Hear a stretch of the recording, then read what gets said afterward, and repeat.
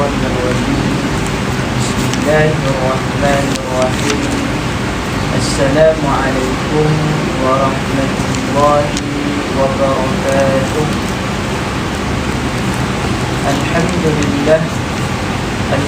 لله الذي بنعمته تتم الصالحات، والحمد لله على كل حال. أشهد أن لا إله إلا الله وحده لا شريك له، وأشهد أن سيدنا محمدا عبده ورسوله. اللهم صل وسلم على سيدنا محمد إمام الأنبياء والمرسلين، وعلى آله وصحبه ومن سار على نهجه إلى يوم الدين. وما توفيقي إلا بالله، عليه توكلت وهو رب العرش العظيم. اللهم اجعلنا من الذين يستمعون القول فيتبعون أحسنه. اللهم أجرنا من النار، اللهم أجرنا من النار، اللهم أجرنا من النار. قال رب اشرح لي صدري ويسر لي أمري واحلل عقدة من لساني يفقهوا قولي. سبحانك لا علم لنا إلا ما علمتنا إنك أنت العليم الحكيم. أما بعد. Yang dimuliakan Kak Suraya kita sebagai guru bahasa isyarat, wakili Persatuan Mekah Negeri Kedah, yang dikasihi ibu-ibu, ayah-ayah, tuan-tuan, puan-puan, tuan-tuan guru yang sentiasa istiqamah dan berurusan mengemarahkan rumah Allah Subhanahu wa ta'ala. Maka yang pertama-tamanya pada petang ini, marilah sama-sama kita merafakkan setinggi-tinggi kesyukuran kepada Allah Subhanahu wa ta'ala yang telah memberikan kesempatan masa, memberikan sihat tubuh badan kepada kita, sehingga kita boleh hadir pada petang ini. Sama-sama kita memeriahkan taman-taman syurga Allah Subhanahu wa ta'ala.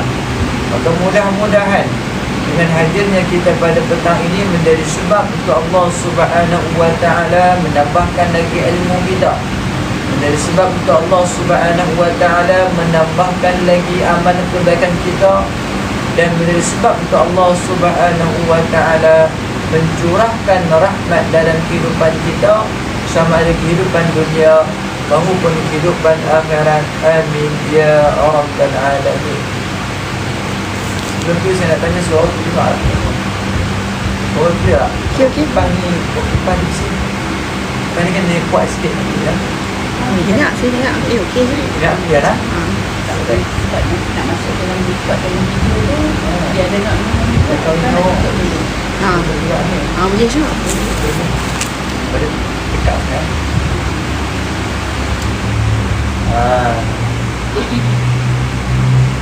Ya. Baik. Ya. Jadi ibu-ibu, ayah yang dirahmati Allah Subhanahu wa ta'ala, kita buka sebagai mukadimah pada petang ini dengan saya ingin menceritakan beberapa perkara yang bagi saya boleh kita amalkan, beberapa amalan yang tidak salah kita amalkan, ya, iaitu kita kena tahu dan kita beramal dengan perkara-perkara yang dapat menjadikan doa yang kita doakan itu doa yang mustajab.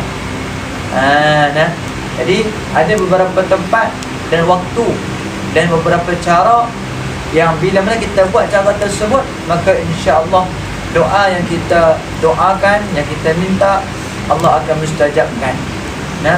Maka yang pertama di sini iaitu doa kepada saudara kita tanpa pengetahuannya. Ini tempat yang pertama ni, doa yang mustajab yang pertama iaitu doa kepada saudara kita se-Islam. Tak kira lah adik-beradik kita ke, kawan-kawan kita ke.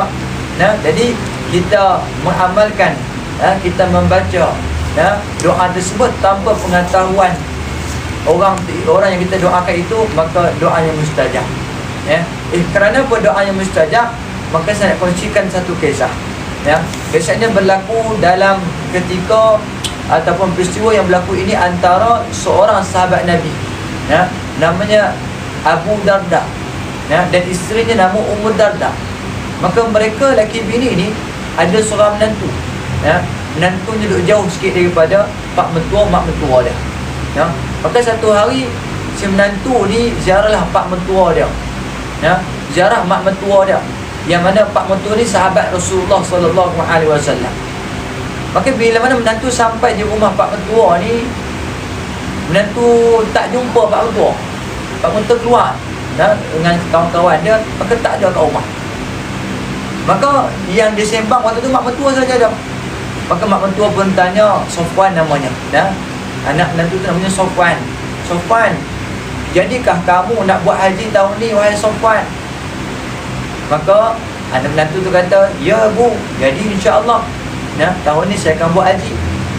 Maka bila mana mak mertua dengar kata anak nak pergi haji ni, maka mak mertua kata, doalah kebaikan untuk kami. Doalah kebaikan untuk kami, ya. Kenapa mak mertua minta lagu tu? Maka kata mak mertua, kerana Nabi kita Muhammad sallallahu alaihi wasallam bersabda, seorang Islam, seorang yang beragama Islam, bila mana dia berdoa kebaikan untuk saudaranya si Islam dalam keadaan saudara tidak mengetahui doa tersebut, maka doa itu mustajab. Doa itu Allah kabulkan. Nampak tak? Kenapa Allah kabulkan doa orang yang minta tanpa diketahui doanya itu? Ya? Apa sebab dia? Kerana orang yang berdoa kepada seseorang yang lain, seseorang yang berdoa kepada kawan dia tanpa diketahui oleh kawannya, maka ikhlas dia lebih. Kan? Ikhlas dia lebih. Ya, berbezalah dengan orang yang dia berdoa depan-depan. Contoh, ya, kawan dia bagi hadiah kat dia, maka dia pun kata, Allah terima kasih banyak-banyak, moga-moga Allah murah rezeki, ya, moga Allah tambahkan rezeki kamu, moga Allah mudahkan urusan kamu. Maka kita doakan dia tu kenapa? Kerana dia bagi hadiah kat kita, kan? Kalau dia tak bagi hadiah, kita nak doakan dia tak? Tak doakan pun, ya. Kalau kata dia tak bagi, kalau kata dia bagi hadiah pun kita doakan pasal apa? Mudah-mudahan nanti tahun depan hari jadi kita boleh hadiah lagi kau. Nampak tak? Dia ada kepentingan. Kan? Dia ada kepentingan bila mana dia berdoa untuk orang lain tu. Berbeza kalau kata kita bangkit malam-malam, orang semua lena. Kita bangkit malam-malam, kita angkat tangan, kita kata, ya Allah, murahkanlah rezeki sahabatku, ya Allah, panjangkanlah usianya, ya Allah, ya Allah, berilah rahmatmu kepadanya, ya Allah. Kita duk sebut macam tu tiap-tiap malam, katakan, ya, tanpa sahabat kita tahu apa yang kita doakan tu. Maka ikhlasnya lebih lagi. Kenapa? Kerana waktu tu dia tak mengharapkan apa-apa kepentingan, tidak mengharapkan apa-apa balasan, cuma dia nak supaya kebaikan yang Allah itu diberikan kepada kawan karib dia. Itu beza antara orang yang berdoa dan keadaan diketahui ataupun tak diketahui. Maka mak mertua sambung lagi. Mak mertua kata apa? Wahai Safwan, Nabi Muhammad sallallahu alaihi wasallam pernah bersabda, bila mana seorang Islam itu mendoakan sahabatnya se-Islam, maka waktu tu apa yang berlaku? Waktu tu di sisinya ada seorang malaikat yang akan mengucapkan amin. Ni, kita doa untuk sahabat kita, ya Allah, ya Tuhanku, murahkanlah rezeki sahabatku, akan ada mereka doa amin. Kemudian kalau kita minta, ya Allah, berikan kesihatan kepada adik-beradikku, berikan kesihatan kepada sahabat karibku, kepada ibuku, kepada ayahku, dan keadaan mereka tak tahu pun apa yang kita doakan kepada mereka, maka malaikat duduk belah kanan ni duduk kata amin. Kemudian bukan itu saja, malaikat sambung lagi, walaka mislun, engkau pun sama akan dapat.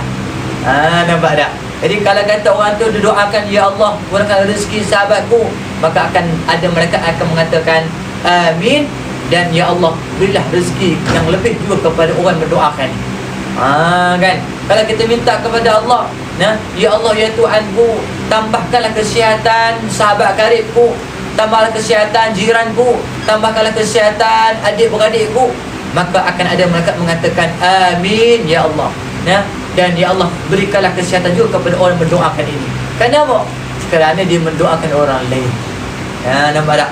Jadi sebenarnya bila mana kita doakan orang lain, kita tak rugi sebenarnya. Kerana doa kita adalah doa akan diamin oleh para malaikat yang tak pernah buat dosa. Malaikat 24 jam tak pernah buat dosa. Malaikat 24 jam tak pernah langsung terlintas dalam kepalanya untuk buat maksiat. Tak ada. Kenapa? Sebab itulah kejadian asalnya, iaitu malaikat ni memang Allah ciptakan, Allah jadikan dia adalah untuk melakukan ketaatan kepada Allah. Maka kalaulah seorang wali Allah, seorang wali Allah yang kita kata ada kemungkinan buat dosa, walaupun dosa kecil, ada kemungkinan buat dosa wali Allah Ta'ala ni. Kalau kata wali Allah Ta'ala yang tidak masum, itu pun Allah makbulkan doanya. Macam mana doa para malaikat yang tak pernah buat dosa, yang tak pernah langsung terlintas dalam kepala untuk buat dosa, maka doanya lagilah mustajab. Nampak tak? Jadi kita dapat aminnya para malaikat, dan malaikat juga akan mendoakan kebaikan yang sama seperti mana kita doakan kepada sahabat-sahabat kita tanpa pengetahuan mereka. Nampak tak? Itu yang pertama. Doa yang mustajab. Doa yang mustajab adalah doa kita doakan orang lain, maka waktu tu doa kita tidak diketahui oleh orang lain, melainkan kita saja. Kan? Maka kita doakan yang tu, dan jangan lepaskan peluang doa seperti itu, ibu yang sekalian. Dan antara sebenarnya doa yang mustajab sebenarnya waktu kita bagi salam. Kan kita semayang kan? Kita semayang, kita baca Innal alamina innaka hamidum majid. Bila kita bagi salam, Assalamualaikum warahmatullahi, Assalamualaikum warahmatullahi. Salam tu doa sebenarnya. Maka sebab itulah kata para ulama, bila mana kita bagi salam Assalamualaikum warahmatullahi, jadi kita doakan salam sejahtera atas kamu semua. Siapa kamu semua tu? Niatkan dalam hati kita, iaitu kepada malaikat, kepada jin, kepada manusia, kepada orang Islam, sama ada yang masih hidup ataupun sudah meninggal dunia. Maknanya kata kita doakan supaya Allah turunkan keamanan kepadanya. So kita minta kepada Allah supaya Allah turunkan rahmat dia kepadanya. Maka sebenarnya bila mana kita niatkan macam tu, orang mana tahu niat kita. Kan? Orang dengar kita bagi salam dia, Assalamualaikum warahmatullahi, tapi orang tak tahu niat kita ditujukan kepada siapa doa tersebut. Maka kita diajar oleh Allah Ta'ala, diajarkan oleh para ulama kita niatkan waktu kita bagi salam tu, kita niatkan, Ya Allah, berilah kesejahteraan, berilah rahmatmu kepada orang Islam seluruhnya. Nampak tak? Itu dengan doa yang mustajab sebenarnya, yang kadang-kadang orang tidak tahu, kadang-kadang orang tak kita kata tak perasan, kan? Dia hanya fikir bagi salam itu adalah rukun dalam sembahyang, itu saja yang dia tahu. Tetapi makna yang sebenar di sebalik tahiyat dia, di sebalik salam dia, maka ada orang yang mengaji dia, yang boleh tahu, yang menghayati dia, yang mengetahui apa yang diucapkan dalam sembahyang dia. Maka niatkan lagu tu.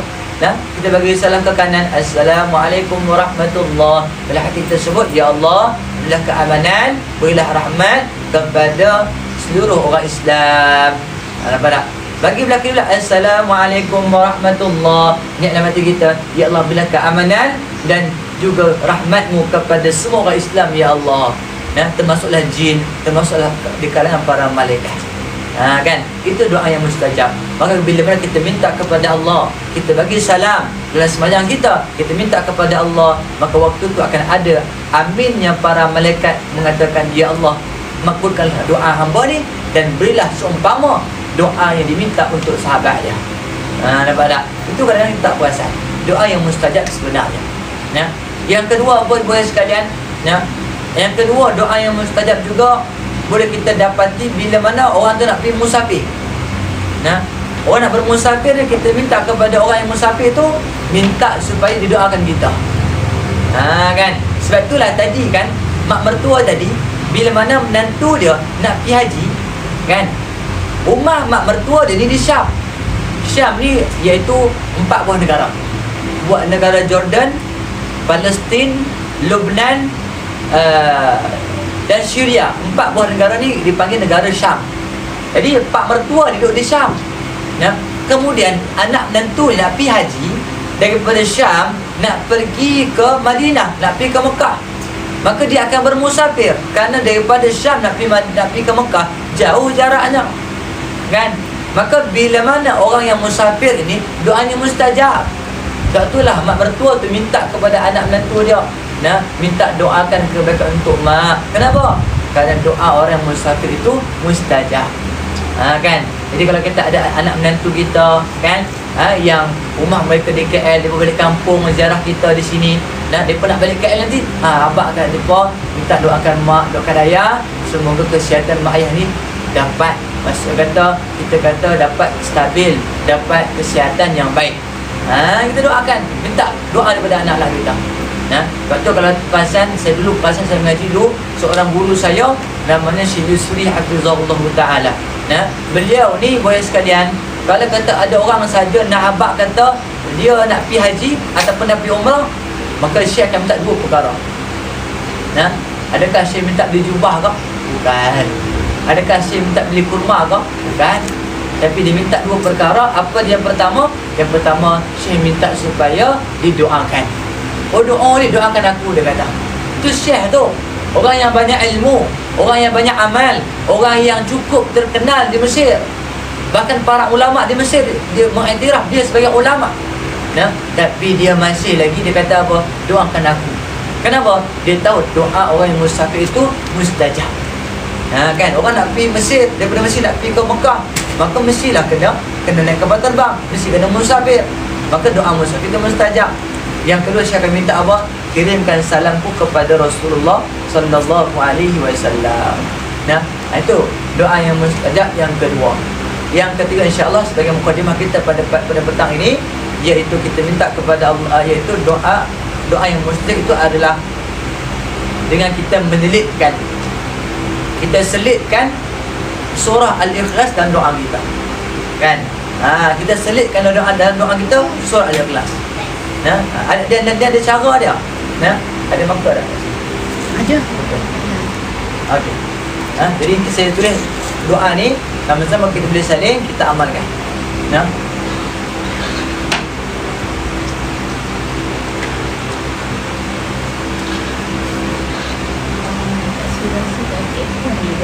keadaan kita benda tu yang standby. Sebab Siti tak nampak kuning dia tu. Lampu kuning tak ada. Kalau kata ada remote ada tak? Tak tahu. Ada orang ni.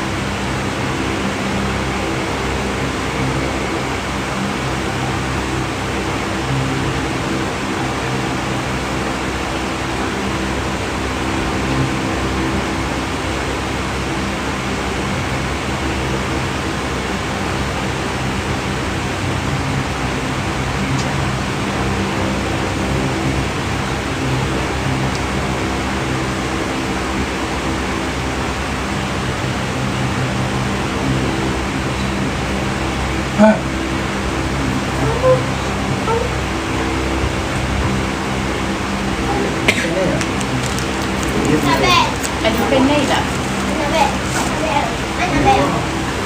Apa?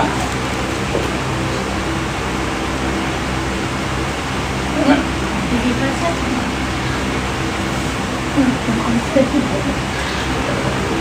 Benda tak tahu. Benda pen lain. Oh.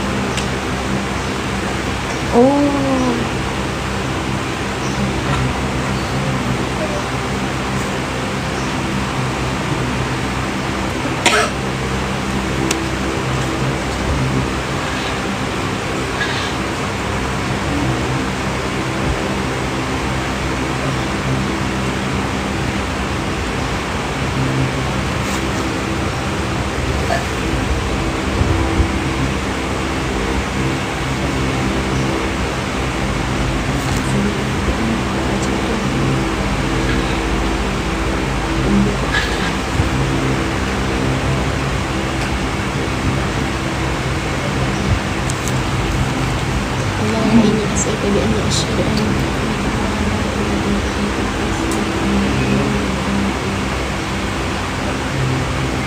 Soalan.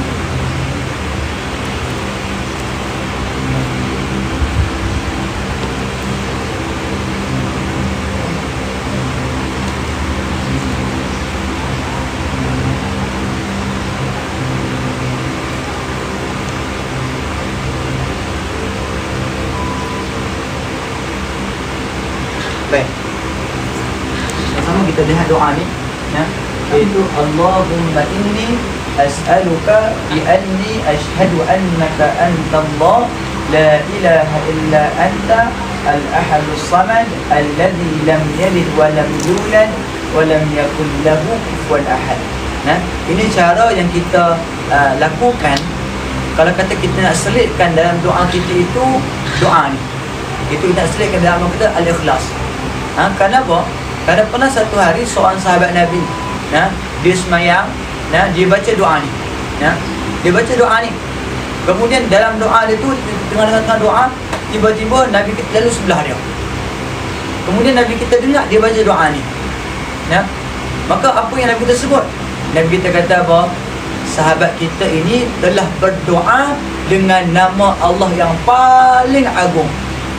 Yang mana sesiapa yang menggunakan cara ini, kata Rasulullah, maka apa yang diminta Allah akan beri, apa yang didoakan Allah akan mustajabkan. Nampak tak? Ini kelebihannya. Kelebihan kita baca doa ni, kita baca sambil kita dalam doa kita selangkan dengan doa ni. Contoh, kita baca Alhamdulillahirabbil alamin wassalatu wassalamu ala asyrafil anbiya'i wal mursalin wa ala alihi wa sahbihi ajma'in. Habis kita selawat, kita baca yang ni dulu. Allahumma inni as'aluka bi anni asyhadu annaka antallah la ilaha illa anta al-ahadus samad alladhi lam yalid wa lam yulad wa lam yakul lahu kufuwan ahad. Habis kita baca doa ni, baru kita sambung doa-doa yang lain. Doa minta ampun, doa kita minta permudahan urusan, doa minta kesihatan, doa minta kejayaan dunia akhirat. Dahulukan doa ni. Pasal apa? Kelebihannya adalah ini yang cara Nabi kita pernah ajarkan, dan Nabi kita Muhammad sallallahu alaihi wasallam mengiktiraf inilah doa yang mustajab bila kita gunakan untuk kita minta dalam doa kita. Nampak? Itulah tiga tempat yang kita kata doanya mustajab. Ada banyak lagi tempat yang lain, cuma mungkin yang lain kita dah biasa dengar. Maka mudah-mudahan petang ni kita gunakan apa yang kita dapat ini untuk kita kongsikan dan kita beramal sendiri untuk kita mendapatkan doa yang mustajab daripada Allah Subhanahu wa taala. Baik. Jadi jom sama-sama kita lihat, kita tengok cerita yang menarik tentang Nabi Hud alaihi salam. Jadi pertama sekali boya sekalian, Nabi Hud ini beliau adalah anak keturunan Nabi Nuh alaihi salam. Kan kita biasa dulu mengajikan Nabi Nuh ada nama anaknya nama Yafis, ada nama anaknya nama Sam dan sebagainya. Maka Nabi Hud ini adalah di antara keturunan Nabi ataupun keturunan Sam. Sam tu Nabi Nuh, maka dia ni adalah keturunan Sam. Nampak tak? Jadi Allah Subhanahu wa taala memberikan mengurniakan dan mengutus seorang Nabi yang bernama Hud, yang mana tugasnya adalah seperti mana biasa untuk mengajak manusia untuk mentauhidkan Allah Subhanahu wa taala. Ikutkan ibu yang sekalian, lepas mana Nabi Adam AS, zaman Nabi Adam, kemudian zaman Nabi Nuh, ada yang mensyirikkan Allah Ta'ala, ada yang sembah berhala, maka Allah Ta'ala turunkan banjir yang besar, kan? Maka yang duduk atas kapal Nabi Nuh dulu yang pernah kita cerita, itu hanya orang beriman saja. Orang yang tak beriman, orang yang mensyirikkan Allah Ta'ala, orang yang sembah berhala, semuanya tak boleh ikut dalam kapal tersebut. Semua akan mati semua. Semua mati, tak ada siapa pun yang tinggal. Maknanya kata lepas mana Nabi Nuh AS dan kaumnya mendarat kapalnya di Bukit Judi, maka waktu tu tak ada siapa pun yang mensyirikkan Allah Ta'ala, tak ada siapa pun yang sembah berhala. Nampak tak?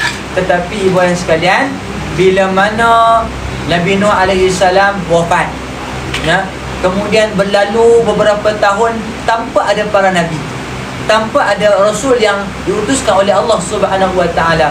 Maka waktu tu manusia dia mulalah buat benda-benda yang mensyirikkan Allah Taala. Mula sembah berhala, mula kembali balik kepada asal agama mereka. Mula untuk menyembah dan mencipta batu dan mereka sembah sendiri batu tersebut. Nah, maka Nabi Hud ini diutuskan untuk memperbetulkan semula apa yang berlaku di kalangan kaumnya.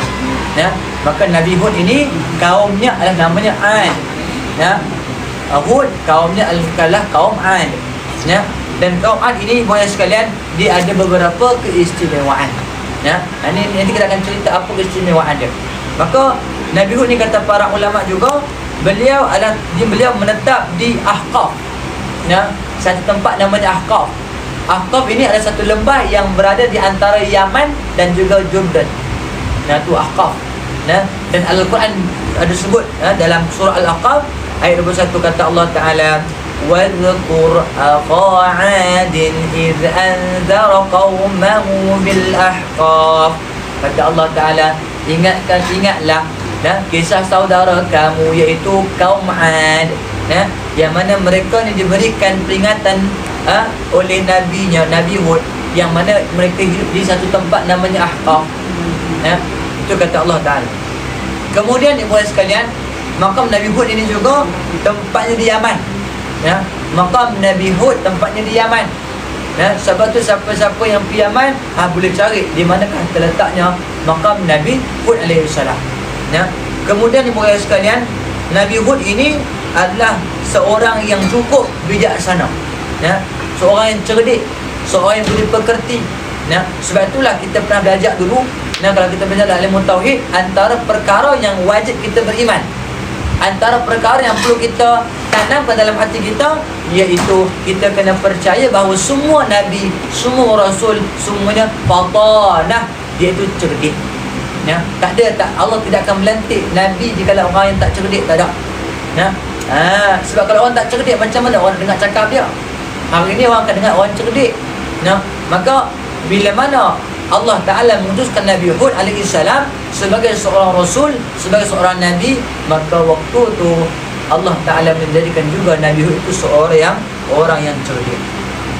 Ibu-ibu yang sekalian, kita masuk kepada keistimewaan yang ada pada kaum Ad. Kaum Ad itu kaum Nabi Nuh alaihi salam, kaum Nabi Hud alaihi salam, mereka ada beberapa keistimewaan. Apa yang pertama? Yang pertama adalah kaum Ad ini adalah satu kaum yang mempunyai kekuatan yang luar biasa. Kaum Ad ini kekuatan dia luar biasa. Dan badan mereka juga sasar dan kuat. Sehingga kan kata Ibnu Abbas radhiyallahu anhu, dia punya tinggi, orang yang paling tinggi di kalangan kaum Ad ini tingginya 100 hasta. 100 hasta tu macam mana ukuran dia? 100 hasta tu macam 14 ke 16 tingkat bangunan kita hari ni. So tinggi dia ni. Tinggi kaum Ad ini paling tinggi 100 hasta, iaitu mencecah tingkat ke-14 ataupun 16 bangunan. Itu tinggi kaum Ad. Makna kata dia memang orang kata kaum raksasa. Kan? Maka tingginya begitu. Itu yang paling tinggi. Kemudian kaum Ad yang paling rendah 60 hasta yang paling rendah. Kan? 60 hasta yang paling rendah. Makna kata apa? Lebih kurang tinggi 8 ke 9 tingkat bangunan. Itu yang paling rendah di kalangan mereka. Kalau nak bandingkan kita tu halus sangatlah. Kan? Kan? Kita pun paling tak ada yang sampai mencecah sampai tingkat 2, tak ada. Kan? Kita ni kecil, halus saja. Kan? Maka kalau kita kena tampak dengan dia sekali perasan mati terus kot. Pasal apa? Sebab kaum ni adalah kaum yang sangat besar. Kemudian kata para ulama kita, iaitu kaum Ad ini kalau mereka berperang, maka mereka hanya hantar seorang saja untuk berperang dengan kaum yang lain. Kan? Seorang kaum Ad, dia mampu mengangkat satu batu yang besar, mampu mengangkat satu batu yang besar dan dilemparkan kepada musuh dia. Semua musuh akan mati. Sekali bandingan saja. Itu seorang kaum Ad. Kenapa? Sebab dia adalah kaum yang raksasa, besar kaumnya. Kabilah-kabilah yang lain, kaum-kaum lain tak besar macam tu. Maka sebab itulah bila mana kaum Ad ini, dia adalah satu kaum yang mana mereka ni ada macam-macam teknologi. Mereka ni cerdik, mereka ni ada macam-macam nikmat. Maka macam biasalah, bila mana orang sekeliling mereka ni melihat tempat mereka, tempat yang sangat menarik, tempat yang banyak hasil bumi, tempat yang banyak hasil tanaman, maka orang luar cuba nak menjajah kaum dia. Tapi tak ada seorang pun yang pernah berjaya. Kenapa? Sebab mereka ni, mereka bila mana ada musuh yang cuba masuk menyerang mereka punya tempat, mereka punya daerah, maka mereka akan hantar seorang saja angkat batu yang besar, dilemparkan kepada musuh yang main hari itu, semua mati dengan satu kali bagingan. Nak kata kuatnya nikmat yang Allah berikan kepada mereka. Kemudian nak kata hebatnya mereka ni lagi, apa dia? Iaitu bila mana mereka dapati tak ada siapa yang boleh kalahkan mereka. Tak ada mana-mana kabilah, mana-mana kaum tak berani nak lawan mereka. Maka apa yang dia buat? Mulah kezaliman mereka. Apa dia buat? Mereka pergi masuk kampung-kampung, mereka bunuh habis orang kampung, ambil hasil bumi, bawa kat tempat mereka. Maknanya kita tamak. Ikutkan tempat mereka ni, Allahu Akbar, macam surga dunia. Sungainya luas, sungainya bersih, tanaman-tanamannya subur. Apa yang mereka tanam semua jadi. Semua buahkan hasil yang banyak. Tapi nak kata manusia ni kan tak pernah puas. Maka dia pergi, orang-orang pergilah ke tempat-tempat yang sekeliling mereka. Mereka masuk kampung tersebut, mereka bunuh orang yang dalam kampung tersebut dan mengambil harta-harta bawa ke tempat mereka. Itu kezaliman yang berlaku pada mereka. Dan ibu ayah sekalian, yang kata kuat ni bukan kata mereka sendiri yang kata, tapi Allah sendiri yang kata lagu tu. Dalam Al-Quran Allah Ta'ala sebut dalam surah Al-Fajr, ba'da a'udzubillahi minasyaitanir rajim, alam tara kayfa fa'ala rabbuka bi'ad irama dhatil imad allati lam yukhlaq mithluha fil bilad. Kata Allah Subhanahu wa Ta'ala, adakah kamu tidak melihat bagaimana dilakukan kepada kaum Ad, yang mana mereka ni melanggar perintah Allah Ta'ala. Iramadatil imad, mereka ni seorang yang cukup hebat. Allati lam yukhlaq misluha fil bilad. Kata Allah Ta'ala, tak pernah aku ciptakan manusia yang sebegitu kuat dia. Maknanya kata dalam dunia ni, dalam alam buana ini, dari sejak zaman Nabi Adam sampailah zaman kita Rasulullah sallallahu alaihi wasallam, tiada siapa pun yang kekuatannya boleh mengalahkan kekuatan kaum Ad. Tak ada siapa boleh challenge, tak ada siapa boleh lawan. Sebab itulah kalaulah hari ini ibu ayah sekalian, Amerika, Israel, mereka mengaku kata mereka ni kuat, kita kata ada senjata nuklear, yang mana kalau meletup nuklear ni habis satu negara, habis semua. Mereka rasa mereka lah orang yang paling kuat sekali, orang yang paling hebat sekali. Tapi kita kena ingat tu dulu zaman Nabi Hud AS ada kaum yang jauh lebih kuat daripada mereka. Israel, Amerika, mereka kuat tahu mana kan? Mereka kuat pasal apa? Mereka kuat sebab banyak senjata. Mereka kuat pasal apa? Kerana mereka ni ramai tentera kan? Maka sebab itulah mereka cuba menjajah orang lain, cuba nak menyerang Iran untuk apa? Untuk cari minyak. Nampak tak? Sedangkan Amerika negara kaya dah kan? Ekonomi hari ini berpandu kepada dia. Kalau kata ekonomi Amerika jatuh, maka ekonomi negara pun juga jatuh. Begitu sebaliknya. Maknanya kata Amerika ni orang hebat dah, tapi sebabkan tamak, dia nakkan minyak daripada Iran. Sebab Iran ni antara negara yang banyak mengeluarkan minyak. Betul ya. Perangai dia sepi macam perangai kaum Ad, tak pernah puas dengan dunia dia. Maka begitulah kaum Ad, ibu ayah sekalian. Mereka ni bila mana ada kekuasaan, ada kehebatan, mereka sombong. Mereka tak ingat kata itu datang daripada Allah Ta'ala. Mereka sombong. Sombong kekuatan mereka ada, sombong dengan kekayaan, kemewahan, keindahan yang mereka ada. Maka akhirnya mereka sendiri yang sombong. Dan Allah Ta'ala menyebutkan dalam firman Allah Ta'ala, ba'da a'udzubillahi minasyaitanir rajim, surah Al-Fussilat ayat ke-15. Kata Allah Ta'ala, فَأَمَّا عَادٌ فَاسْتَكْبَرُوا فِي الْأَرْضِ بِغَيْرِ الْحَقِّ وَقَالُوا مَنْ أَشَدُّ مِنَّا قُوَّةً. Tengok apa kata-kata Nabi, apa kata-kata kaum Ad. Dia bangga diri, dia kata apa? Allah Ta'ala sebut dalam Al-Quran bahawa Ad ini mereka lah kaum yang sombong, kaum yang bangga, kaum yang takabur. Apa dia berkata? Dia mengatakan man asyaddu minna quwwah, siapa di kalangan kita yang lebih kuat daripada kami. Di kalangan manusia ni tak ada siapa yang boleh kalahkan kami.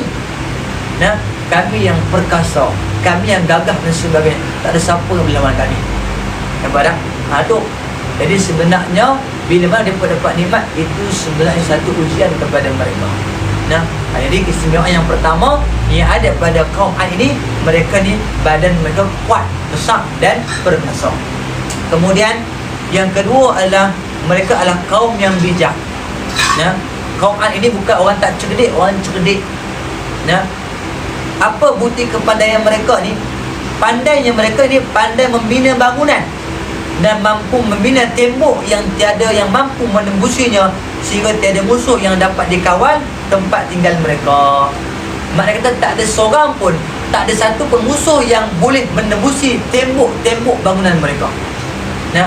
Berarti ibu yang sekalian, kalau kata ibu yang sekalian ada duit lebih sikit, pergilah ke Yaman, pergi tempat namanya Ahqaf. Kita akan nampak bangunan-bangunan yang diciptakan oleh kaum Ad sampai hari ini kekal.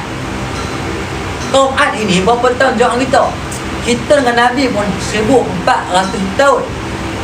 Macam mana zaman Nabi Muhammad dan Nabi Isa? Lagi jauh. Nabi Isa dengan Nabi sebelumnya jauh juga. Ini kan pula kaum Nabi Ad, kaum Ad ni kan. Nabi Hud, Nabi yang ketiga, Nabi yang keempat kan. Adam, Idris, Nuh, Hud. Nabi yang keempat. Nabi kita Nabi yang ke-25 kan, Nabi yang terakhir.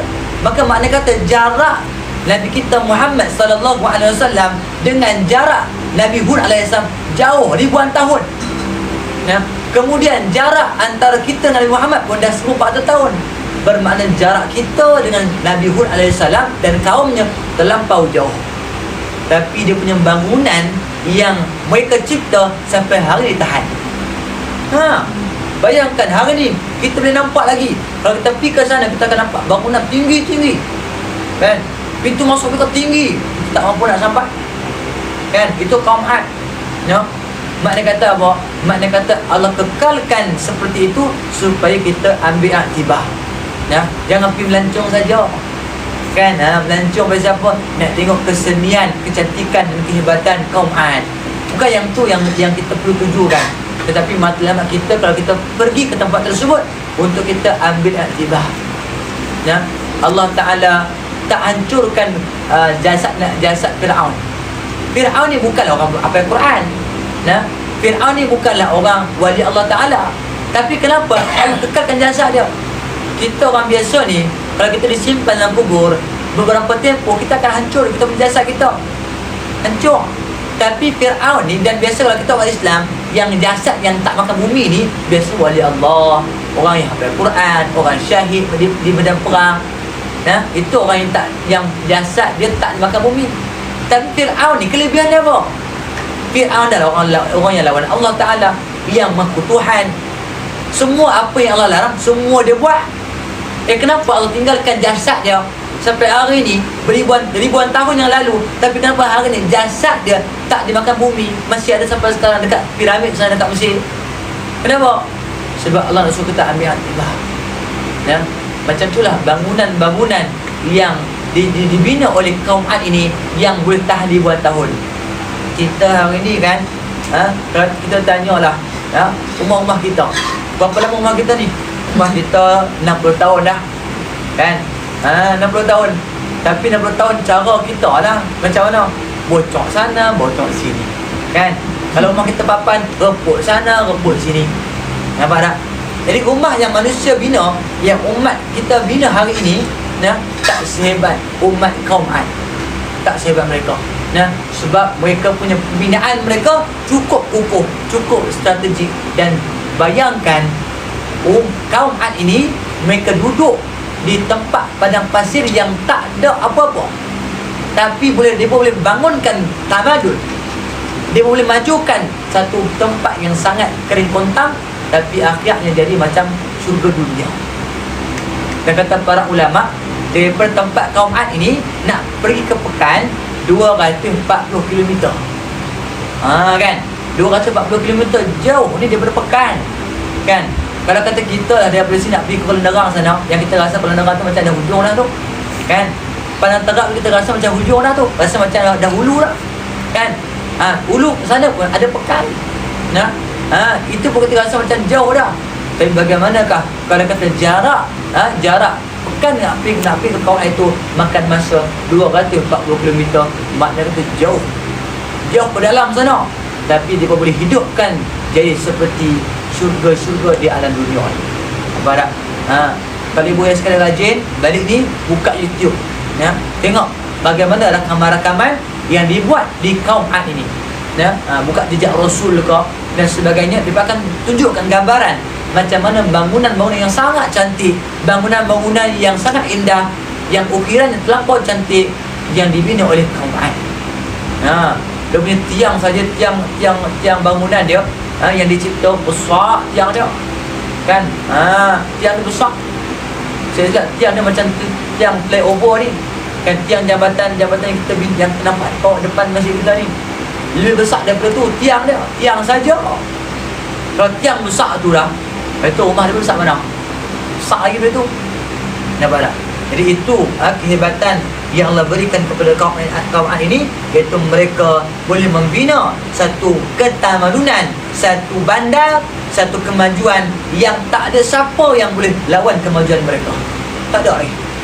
Nah, hatta hari ni pun tak ada siapa nak boleh lawan kemajuan yang ada di kaum Ad satu ketika dahulu. Hari ni orang bangga dengan bangunan KLCC, nah, dengan bangga dengan Burj, kan, bangunan yang tertinggi di dunia apa? Yang dekat Brunei, dekat mana?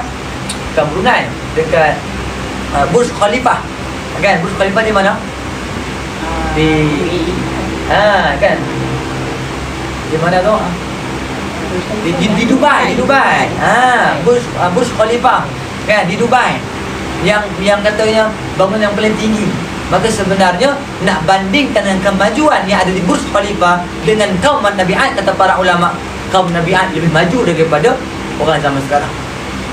Nampak tak? Nak kata hebatnya kaum Ad ni yang Allah berikan kepada mereka. Dan kaum Ad ini adalah orang yang pertama, kaum yang pertama yang membuat sistem perparitan. Kalau zaman dulu, kalau kata nak mandi, kan, zaman Nabi Adam, Nabi Nuh, mana ada kepala pipe keluar ke rumah-rumah? Tak ada. Kan? Zaman kita dulu, zaman Jepun pun tak ada lagi air yang masuk dalam kepada rumah kita. Kena pakai air telaga, air sungai. Kan? Tapi kaum Ad ini, zaman dia sudah mula sistem perparitan, dan mereka boleh buat saluran air sungai itu masuk dalam rumah-rumah mereka. Nampak tak? Zaman tu kita rasa macam tak maju. Tak. Zaman tu lah zaman yang paling maju. Nampak tak? Kemudian teknologi yang mereka ada pun luar biasa. Itu teknologi dia pun ni, kan? Maka banyak yang mereka buat. Tapi sekarang sayangnya mereka kena sembah berhala. Sayang, mereka kena sembah berhala. Bila mana Nabi Nuh AS tinggalkan mereka, wafat, maka mereka semakin jauh daripada agama Allah. Maka sehingga mereka ni sembah berhala yang mereka cipta sendiri. Apa nama berhala mereka? Yang pertama, nama berhala mereka adalah Syamud. Yang berhala mereka adalah Syamud. Yang kedua namanya Al-Hattar. Al-Hattar itu nama berhala mereka yang mereka sembah. Dan mereka berkeyakinan rezeki yang mereka dapat, kemewahan yang mereka dapat, tanaman-tanaman mereka subur kerana berhala yang mereka cipta. Berhala yang mereka sembah itulah yang membawa keberkatan dalam kehidupan mereka. Nampak tak? Itu pegangan mereka. Kemudian, apa lagi yang Allah berikan kepada mereka ni, iaitu diberikan nikmat yang bermacam-macam. Antaranya adalah tanah mereka subur. Tanah mereka subur, tanam apa saja tumbuh. Apa je yang kita nak kat sana semua ada. Buah-buahan, sayur-sayuran semua ada. Kemudian sumber air mereka melimpah-limpah. Sumber air mereka melimpah-limpah kerana mereka punya sungai sangat cantik. Rumah mereka ni keliling sungai. Rumah mereka ni keliling sungai. Kemudian apa lagi hebatnya mereka ni? Mereka punya hasil pertanian luar biasa. Dah tanah subur, sungai pun banyak, air pun elok segar. Air bukan air yang dicemari, bukan. Maka bila mana ada situasi yang sebegitu, maka hasil bumi mereka pun banyak. Ya. Kemudian apa lagi yang mereka ada? Iaitu mereka ini mencapai ketamadunan, mencapai kemajuan dalam tempoh yang singkat. Sekejap dia boleh maju. Itu negara ataupun tempat yang diduduki oleh kaum Ad. Ya. Kemudian ibu ayah sekalian, antara yang menarik lagi untuk kaum Ad ini, iaitu mereka ni cukup hebat dalam mengangkat sesuatu yang berat. Kan? So pembinaan memang mereka cukup hebat dalam pembinaan. Nah, tapi sayangnya ibu ayah sekalian, nikmat yang diberikan oleh Allah kepada mereka, mereka tak guna sebaiknya. Nah, tetapi mereka, nikmat yang mereka dapat itu, mereka kufuri, mereka tak bersyukur atas nikmat Allah Ta'ala. Nah, Nabi Hud AS datang kepada mereka, bagi nasihat, bagi petunjuk, mereka tak mau dengar. Mereka hanya kata, yang bagi rezeki kami adalah berhala-berhala yang kami sembah. Itu mereka punya pegangan. Nampak tak? Maka sebenarnya ibu ayah sekalian, bila mana kita beroleh satu nikmat ini, kita jangan ingat nikmat itu bukan satu ujian. Tetapi hakikat sebenarnya, kita susah dalam satu ujian, kita senang pun satu ujian. Bahkan kata para ulama, ujian berbentuk kesenangan lagi payah daripada ujian berbentuk kesusahan. Ya, kenapa? Sebab orang yang susah, orang yang diuji oleh Allah dengan kesakitan, dengan kemiskinan, dia mudah nak kembali kepada Allah. Nah, dia mudah nak kembali kepada Allah sebab dia susah. Tapi orang senang ni payah. Nah, orang kaya payah nak ingat Allah Ta'ala kadang-kadang. Waktu mereka susah dulu, rajin main masjid. Tapi waktu senang, dan ni tak nampak langsung kau pergi ke masjid. Contoh, kan? Waktu dulu, waktu senang, waktu susah, boleh baca Al-Quran tiap-tiap hari. Tapi bila senang, Al-Quran pun tak tengok, selawat pun tinggal, masjid pun tinggal. Itu sebabnya. Ya? Dulu hebat, dulu rajin bersedekah. Tapi bila mana koi kaya, koi lama, koi kedekut. Ada orang lagu tu. Kan? Itu perangai manusia. Nah, bila mana Allah tambah nikmat, dia koi kedekut. Nampak tak? Jadi makna kata apa? Makna kata sebenarnya bila mana Allah bagi nikmat kepada kita, itu satu ujian sebenarnya. Nah, macam tu yang berlaku kepada kaum Ad. Dapat tanaman yang subur, tanah yang subur, hujan pun turun, sungai pun banyak air, nah hasil bunuh banyak, kekuatan pun luar biasa, kaya pun kaya, mewah pun mewah. Tapi semua itu mereka tak syukuri. Mereka kufuri akan nikmat-nikmat Allah Subhanahu Wa Taala berikan kepada mereka.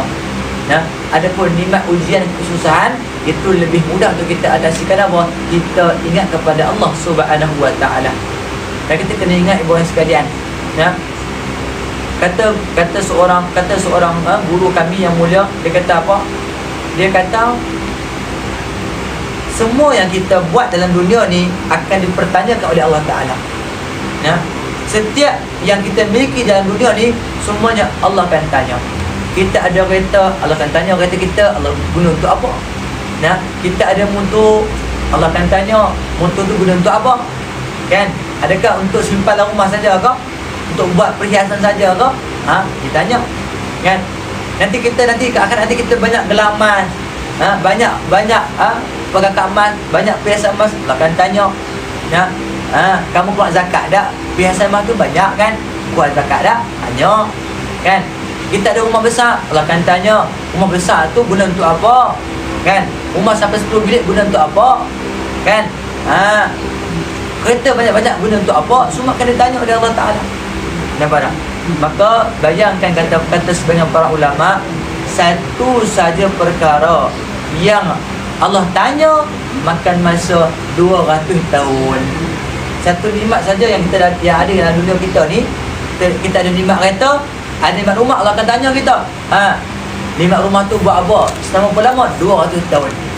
Dan kita ada duit banyak, Allah akan tanya, duit hampa duk guna untuk apa ni? Ditanya selama 200 tahun. Itu kalau satu barang saja.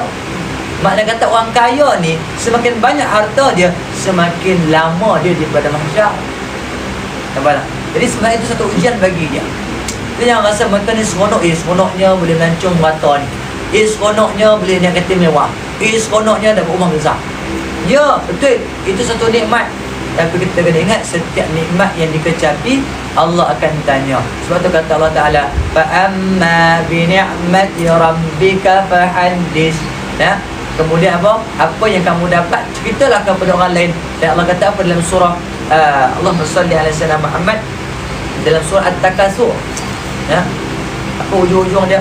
Kalla sawfa ta'lamun, summa kalla sawfa ta'lamun, kalla law ta'lamuna ilmal yaqin latarawna al-jahim, summa latus'alunna yawma idzin 'anil na'im. Kan pula. Summa latus'alunna yawma idzin 'anil na'im. Kemudian pada hari kiamat nanti kamu akan ditanya setiap nikmat yang kamu dapat. Nampak tak? Jadi kita ni orang nak senang, cukup-cukup makan je, kita tak risau. Pasal apa? Biarlah aku cukup-cukup makan je, supaya aku nanti tak bertanya banyak. Kalau banyak harta, banyak soalannya. Sikit harta, sikit soalannya. Nampak tak? Alhamdulillah.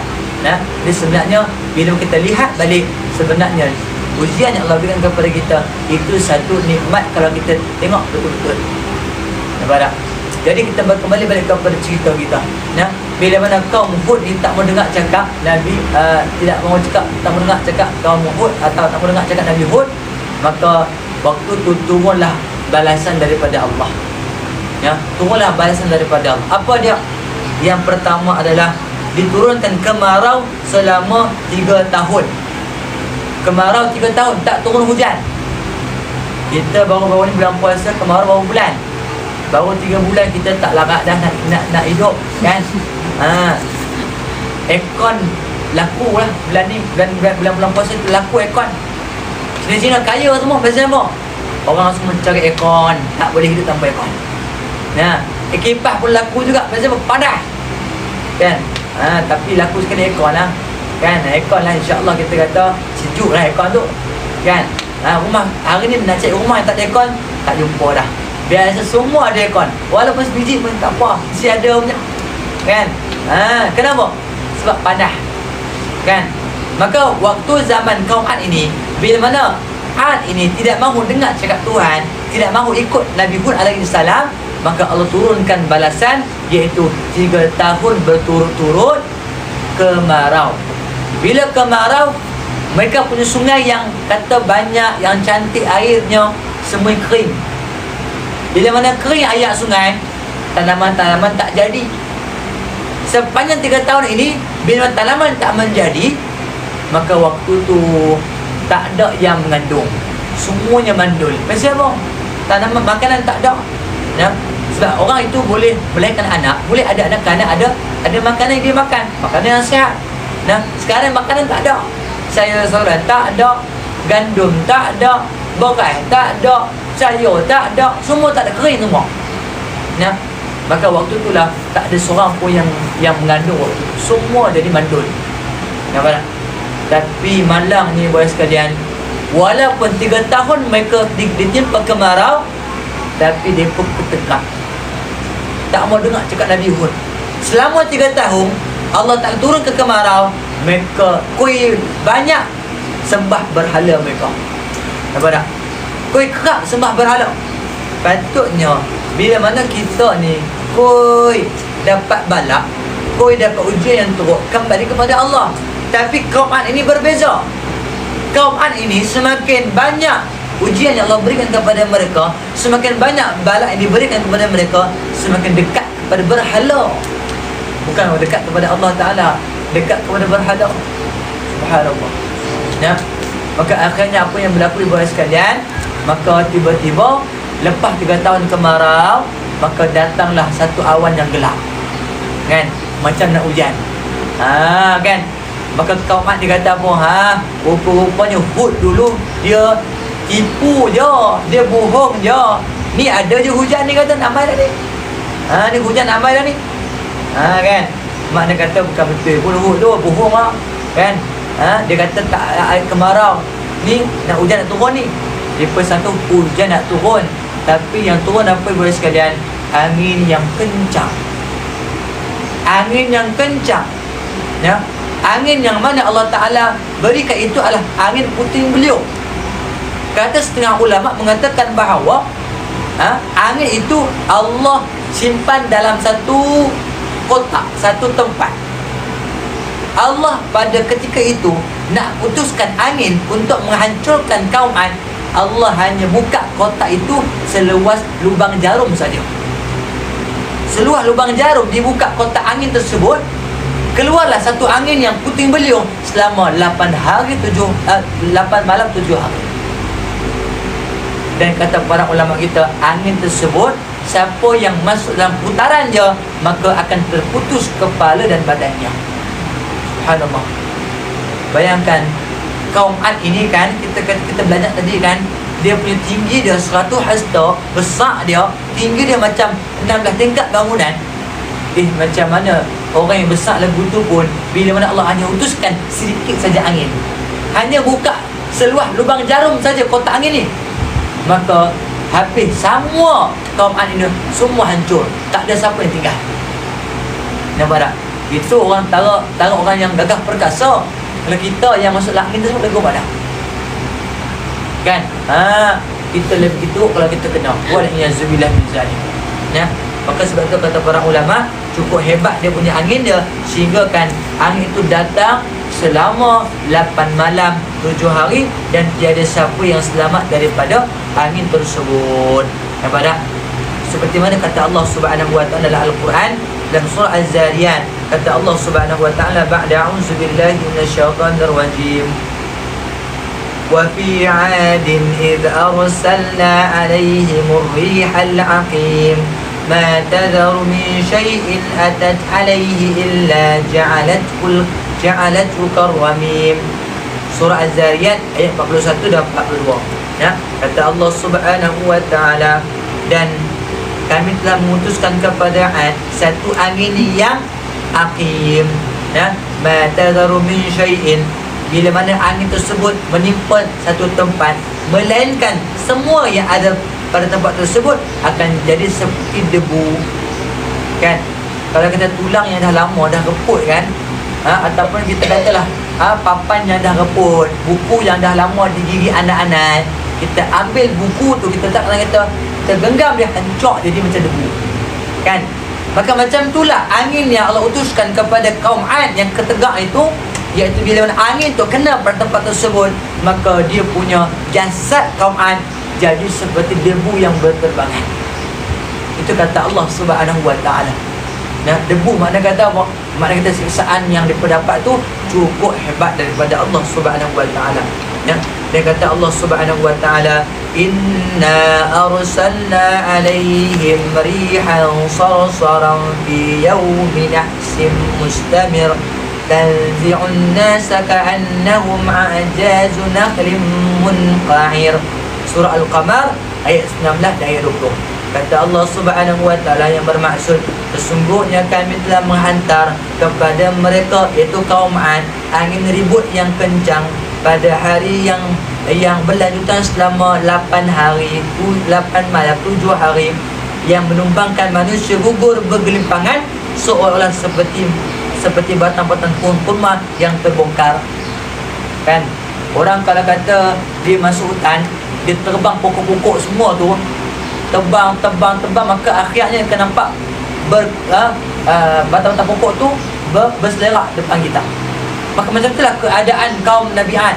Ya, bila mana angin tu sampai, semua terpelanting jauh, maka akhirnya mereka akan besar kan, maka mereka terbaring seperti mana kayu balak yang telah ditebangkan oleh manusia. Itu nak kata apa? Nak kata tak ada siapa pun yang hidup waktu tu. Sampai kata para ulama, ada orang di kalangan kaum Ad ini, mereka sembunyi dalam rumah. Rumah mereka besar kan, rumah mereka kan kukuh kan, rumah mereka kan cukup kuat, maka mereka sembunyi dalam rumah. Yang dalam rumah tu mati juga. Mati sebab apa Ustaz? Mati sebab kesejukan. Sebab angin yang datang itu bukan semata terkencang, tapi kata para ulama, angin yang Allah utuskan itu sifatnya sejuk.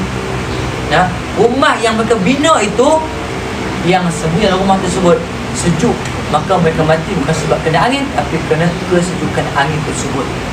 Nampak tak? Hebatnya kekuasaan Allah Subhanahu wa taala.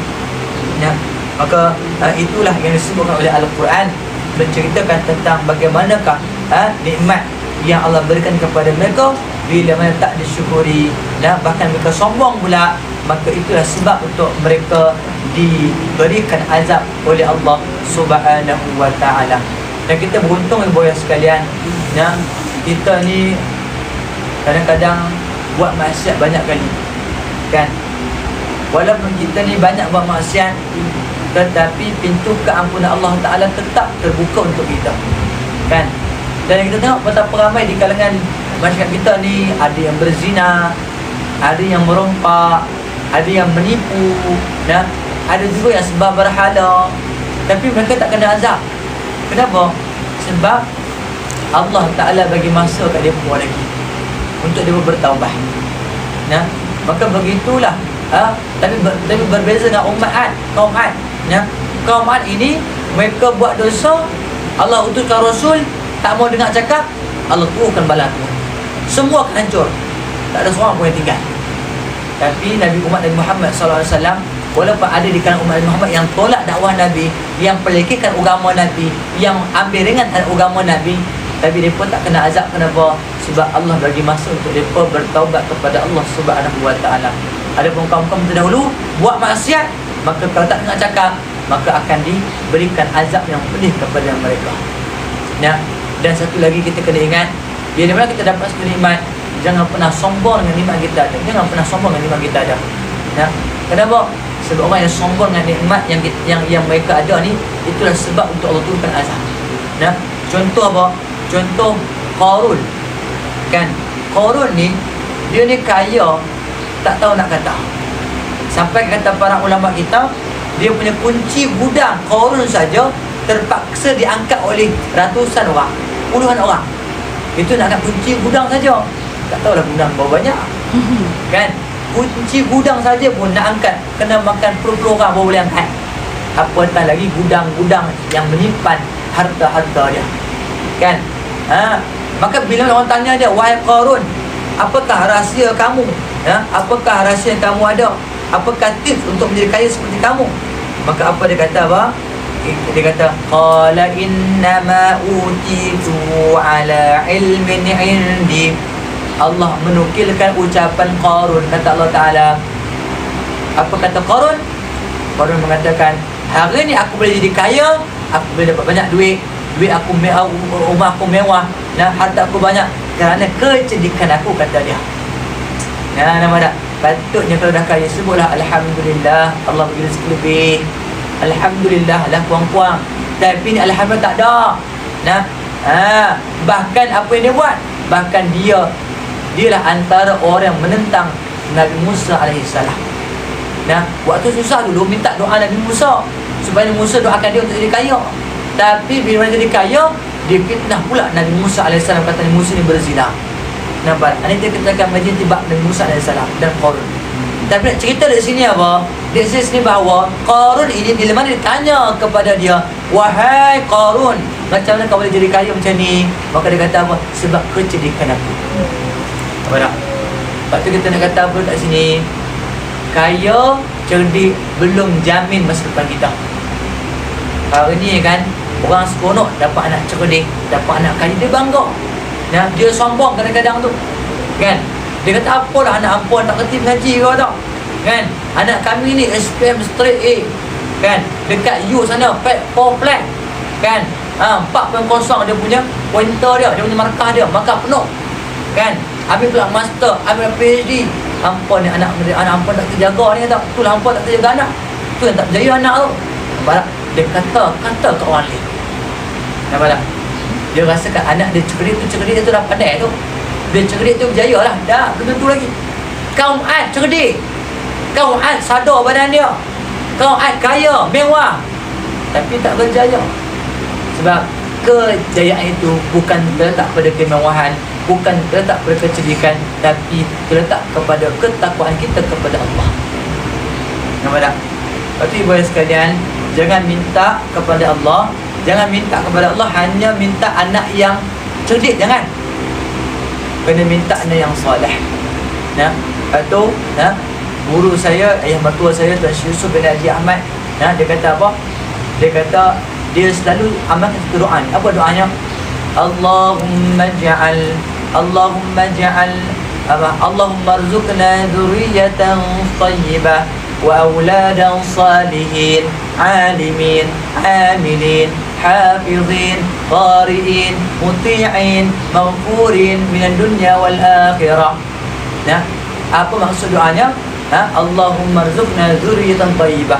Ya Allah, utuskan rezekikan kepada aku anak-anak yang baik. Nah, zuriyatan thayyibah wa auladan salihin, anak yang saleh, alimin yang berilmu, yang cerdik, amilin yang beramal dengan ilmunya, nah, amilin hafizin yang hafal Quran, nah, qari'in yang boleh baca Al-Quran, nah, muti'in yang taat kepada Allah, nah, maghfurin min dunya wal akhirah yang diampunkan dosa mereka dunia akhirat. Nah, barak. Doa yang kita minta bukan cerdik saja, tapi kita minta anak yang soleh. Kita minta anak yang mengamalkan ilmu dia. Hari ni anak-anak kita belajar untuk periksa, kan? Habis periksa, habis ilmu dia, kan? Dia hafal, masuk dia buat exam, dia buat peperiksaan, dia peluahkan semua ilmu dia pun, keluar exam tak ada apa dah. Lupa dah, tanya apa ngaji, tak tahu. Nampak tak?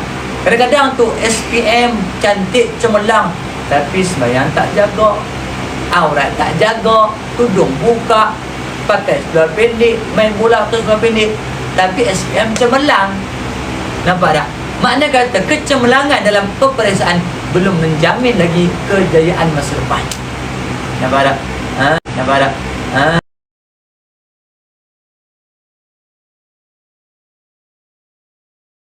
Salihin, iaitu berilah kepada kami anak-anak yang saleh. Nah, kerana anak yang saleh itulah